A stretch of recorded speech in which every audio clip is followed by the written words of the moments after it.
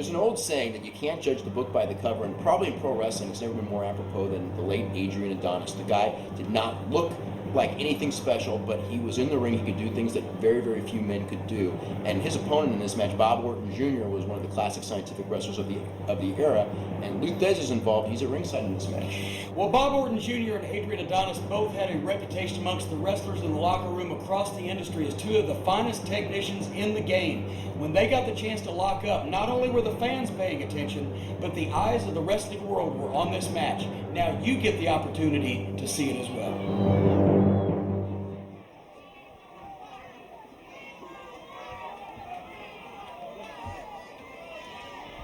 Ladies and gentlemen, before we have the introductions of this match, we have the World's Heavyweight Championship belt here that will be awarded to the winner of this match. And also the belt that was held by Lou Thesz is down here in the case, and Mr. Thesz would like to have this moment with you. Thank you very much, Steve. Ladies and gentlemen, this is going to be the belt to be awarded to the winner. The original belt, which is 75 years old, that I have had possession of for several years, will also be presented to the winner. This is the first time in 20 years that we will have a leg on developing an undisputed heavyweight wrestling champion. This is the beginning of something very important. Thank you very much.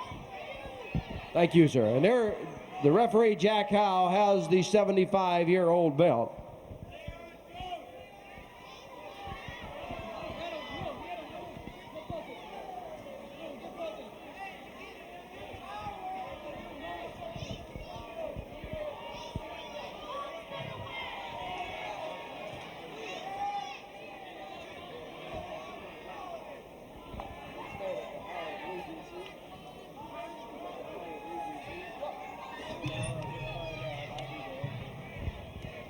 Ladies and gentlemen, this is our main event this evening. One fall, 60-minute time limit. The winner to be the new World's Heavyweight Champion. Introducing first, from Kansas City, Kansas, 242 pounds, Cowboy Bob Orton Jr. Orton. And from New York City, New York, weighing in at 257 pounds, Adrian Adonis. Adonis, one fall, 60 minutes. Okay, now this match, they had a tournament this night in Houston, Texas, to crown the Southwest Championship Wrestling version of the World Heavyweight Championship, and they brought in Lou Thesz. Lou Thesz presented his belt, was going to present his belt to the winner of this, and there was also a replica of the old NWA belt. It was actually a belt that Terry Funk had made many years earlier. That was all, and Terry Funk was in this tournament that was going to be presented to the winner. It's Adrian Adonis against Bob Orton. In fact, I remember everybody expected Terry Funk to win the tournament. He was the biggest star in the tournament, him and Abdul the Butcher, but it ended up with Adrian Adonis against Bob Orton Jr. in the finals. And, you know, these two guys tag teamed somewhat in Japan, and a lot of people may not remember this, but as far as technical wrestlers, Bob Orton, of course, a very good, excellent technical wrestler. Adrian Adonis was one of those people where, you know, if there was ever a saying, you can't judge the book by its cover. Adrian Adonis, you look at this guy, you look at him, he looks like a guy who they wouldn't even put in a ring today because of the physique. You know, he looks like he's just completely out of shape. But the fact is, Adrian Adonis could go. Adrian Adonis was a worker, you know, almost in this period of time, he was considered close to the level of Ric Flair. Yeah, he was one of the best in the business, and for his size and his weight and his obvious, the flab hanging all over his body, and I mean, you can, if you've got eyes, you can judge for yourself. The fact is, this guy could do things that he had not only no business doing at a guy at his size, but that were incredible, that were phenomenal. And Adrian Adonis, both as a psychologist in the ring and as an athlete in the ring, if I can spit that out, he was just phenomenal. And Bob Orton Jr., of course, one of the most precise and accomplished and polished workers in the business. So you had two of the best in-ring performers in the business at this time in this match with Lou Thesz, the legendary six-time NWA World Heavyweight Champion, at ringside to award the championship belt to the winner. This was a match that gained a lot of attention, not only in Houston, but around the country at that point, especially among the hardcore fans. Yeah, because Southwest Championship Wrestling was on the USA Network at this point, and they had been building up for months this World Heavyweight Championship tournament. It was held on a one-night tournament at the Summit in Houston, Texas. Adrian Adonis was the guy several years before this match. This match took place in 1983. Several years before this, Adrian Adonis and Jesse Ventura were the tag team champions of the AWA.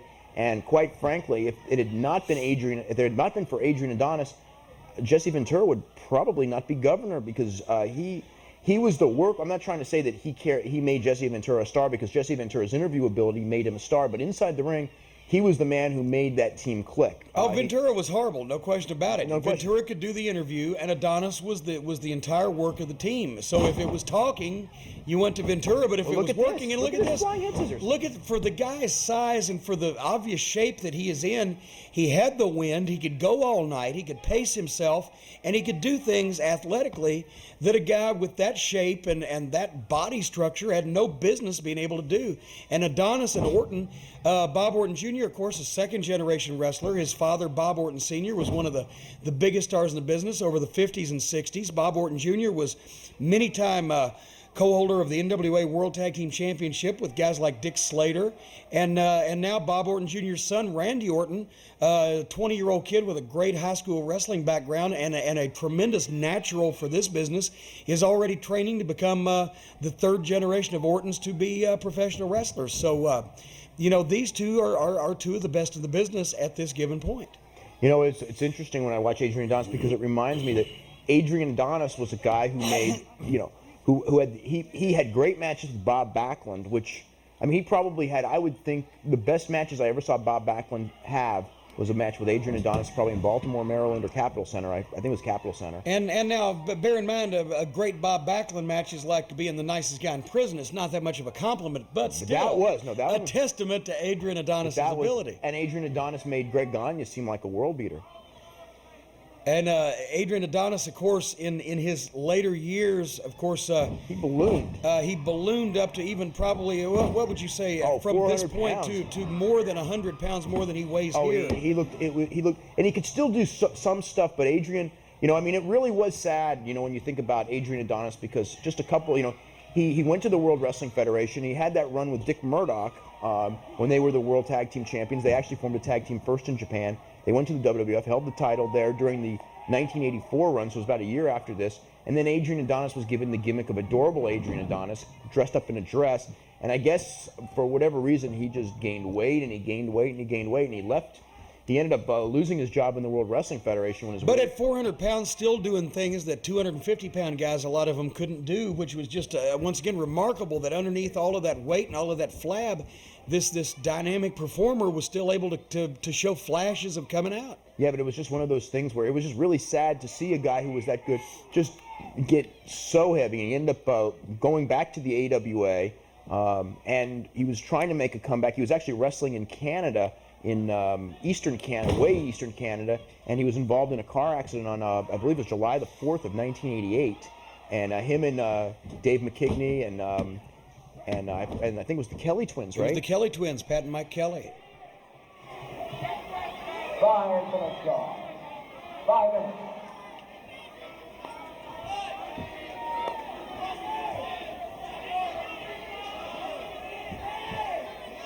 Yeah, but Adrian Adonis passed away, and I think he was only in his early 30s, and it was really a shame, that as he was trying to make a comeback, and he had dropped a lot of weight, and he wanted to go back to Japan. He had done one tour of Japan, where he had done very well with New Japan Pro Wrestling, and he was just too heavy when he'd gone back earlier, so he was trying to get the weight back down and make some sort of a comeback. And here Adrian Adonis is covered in blood already from a previous match, because he had his forehead taped. That's right. Well, each of these guys had wrestled a couple of matches previous to this that night in the tournament.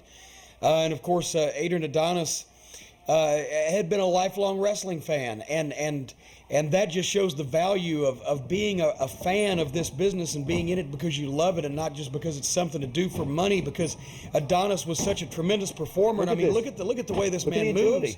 Look at his agility.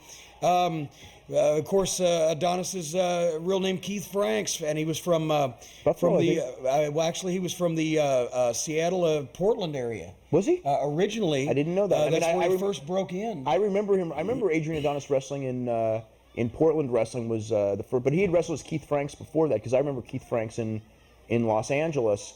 I think it was before Portland. Gorgeous Keith Franks with Roddy Piper. Adorable Adrian Adonis with Ron Starr. That would have been before the Jesse Ventura days. Yeah, I'm not sure exactly where he grew up, although I think he was billed from New York City.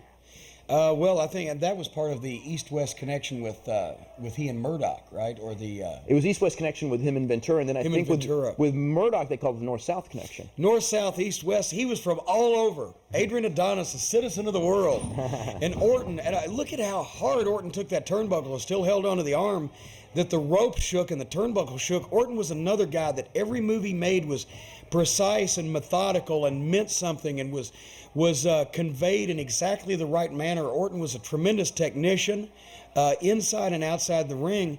And so here you had two guys going for a world championship, wrestling a classic world championship style match. And even though one of them physically didn't look the part, Adrian Adonis, as we said, one of the premier talents in the profession at that time. A couple of years earlier, Adrian Adonis, before this match, Adrian Adonis was wrestling in the Amarillo territory, and he did the gimmick where he would wrestle fans coming out of the stands for $5,000. That's right. That's right. So to do that, you better be a tough guy, because you're especially in Amarillo, brother. That's right. That's right. I'll tell you, so we're not talking about Dubuque or Butte, Montana, or Stamford, Connecticut, or something. We're talking about Amarillo, Texas. You need to be able to take care of yourself, because I went to Amarillo, Texas the first time I was there. All of the fans, they were spitting tobacco on the floor and chewing tobacco and shooting guns and kicking horses, and the men were even worse. It's terrible out there. But anyway, I digress. Bob Orton's working on the left arm of Adrian Adonis here.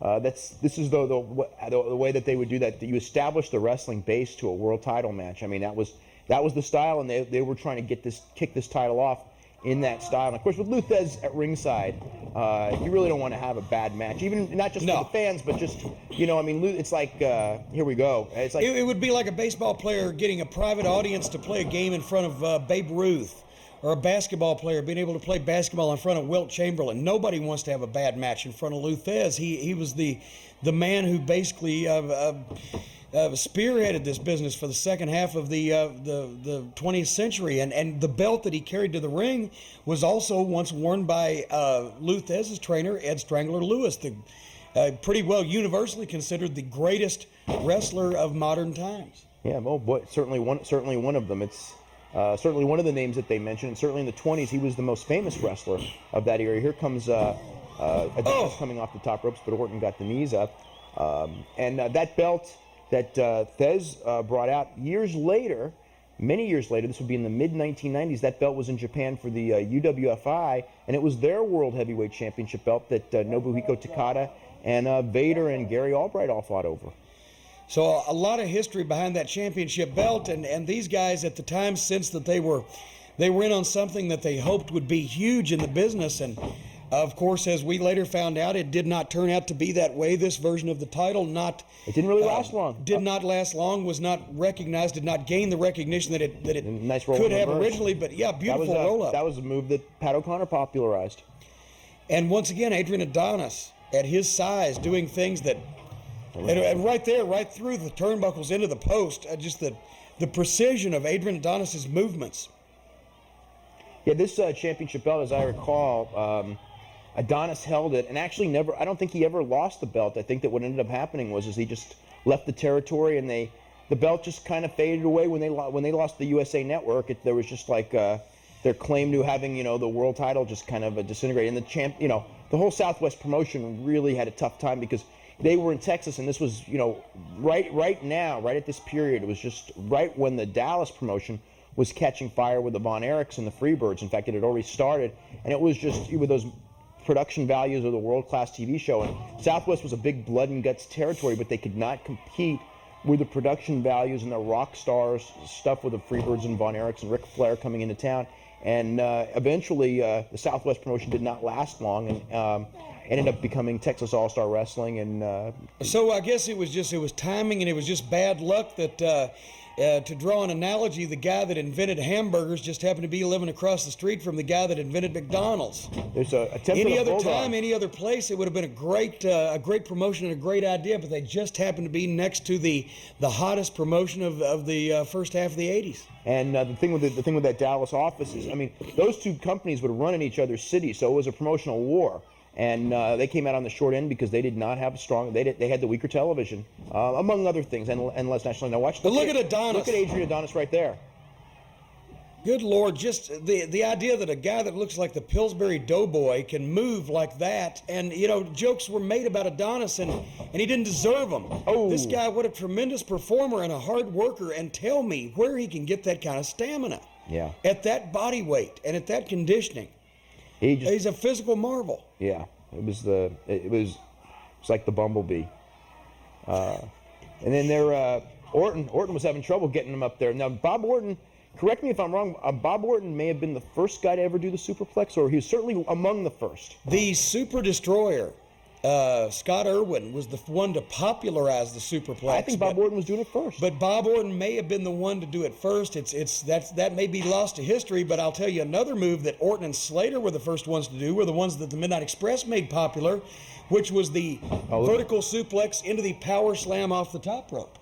Oh, wow. They were the first ones to do that. Yeah. I'll admit that now, since it's 15 years after the fact. I stole it. I remember watching Bob Orton do the superplex on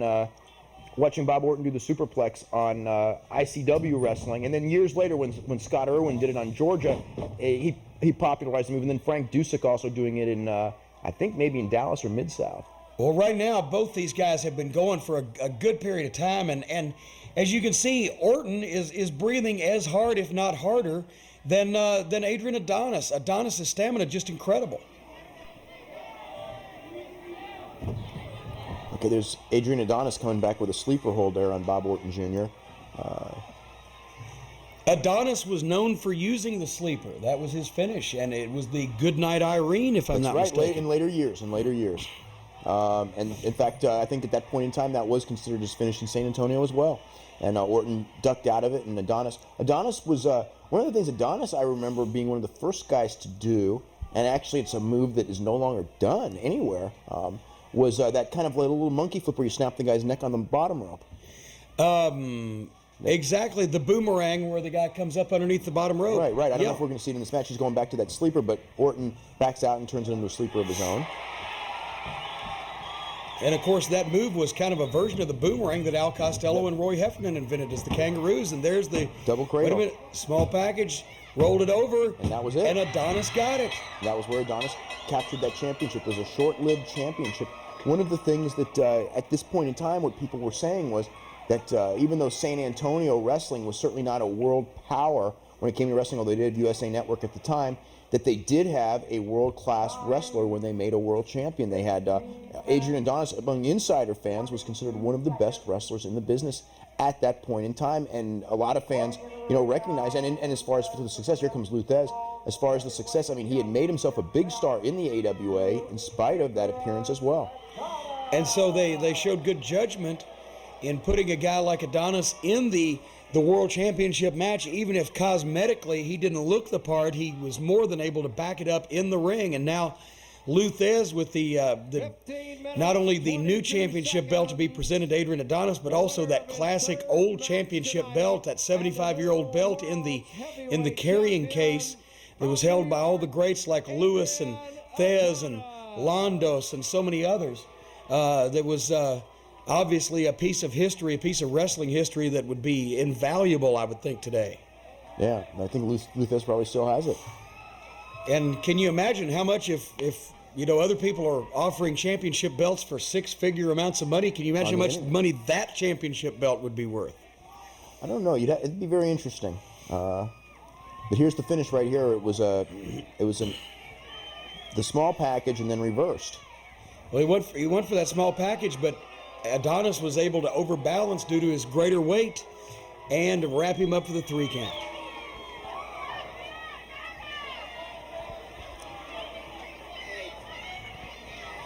And the presentation of the championship belt, as well as the original championship belt in the case. Well, he used to have a briefcase. That's probably where he got that briefcase idea. Remember that Trudy something briefcase he used to have when he was in? Nobody understood what that ever meant when he was in the WWF. I bet he still had Lou Thesz's belt, and he was hiding from Thesz because he knew Thesz would kick his ass.